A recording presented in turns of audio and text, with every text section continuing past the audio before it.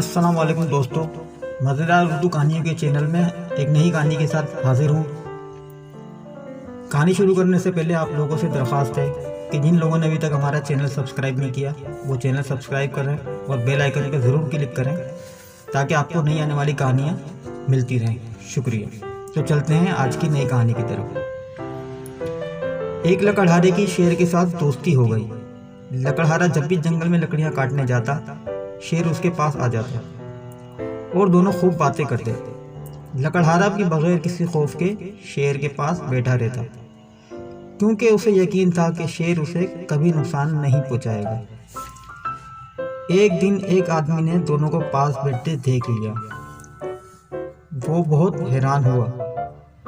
शेर के जाने के बाद उसने लकड़हारे से कहा, मुझे तुम्हारी अक्ल पर हैरत हो रही है कि तुम शेर के पास बैठे रहते हो।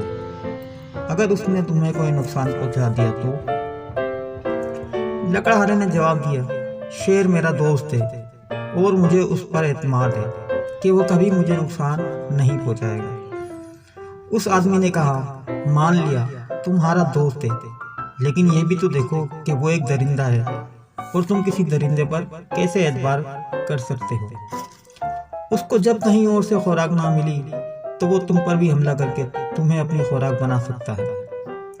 लकड़हारे ने कहा, बात तो तुम्हारी ठीक है, वो एक खूंखार दरिंदा तो है, चलो आइंदा मैं एहतियात करूंगा। इत्तेफाक से लकड़हारे की ये बात शेर ने भी सुन ली। उसे बहुत दुख हुआ। अगले दिन जब वो लकड़हारे से मिला तो उसे कहा, मेरी कमर पर कुल्हाड़ी का एक वार कर दो। लकड़हारे ने हैरानी से पूछा, पागल तो नहीं हो गए हो, मैं तुम पर क्यों वार करूंगा? लेकिन शेर जिद करता रहा कि नहीं, मुझ पर एक वार कर दो। मजबूरन लकड़हारे ने उसकी कमर पर एक कुल्हाड़ी से वार कर दिया। शेर को काफी गहरा जख्म आया, लेकिन वो खामोशी से वहां से चला गया। इस वाक़े के बाद भी शेर इसी तरह लकड़हारे से मिलता रहा और उसका जख्म भी आहिस्ता आहिस्ता भर गया। जब जख्म बिल्कुल भर गया तो उसने लकड़हारे से कहा, तुमने अपने कुल्हाड़े से मुझ पर जो जख्म लगाया था वो बिल्कुल भर गया है, उसका निशान भी बाकी नहीं रहा। लेकिन तुमने उस दिन मुझे दरिंदा कहकर और मेरी दोस्ती पर शक करके अपनी जुबान से जो जख्म लगाया था वो आज भी ताज़ा है। लकड़हारा शेर की बात सुनकर बहुत शर्मिंदा हुआ और वादा किया कि वो आइंदा कभी कोई ऐसी बात नहीं करेगा जिससे किसी की दिल आज़ारी हो। दोस्तों, आज हम अपना भी मुहासबा करते हैं कि हमने अपनी ज़ुबान से कितने लोगों को तकलीफ पहुंचाई, कितने लोगों का दिल दुखाया और कितने लोगों को जलील किया।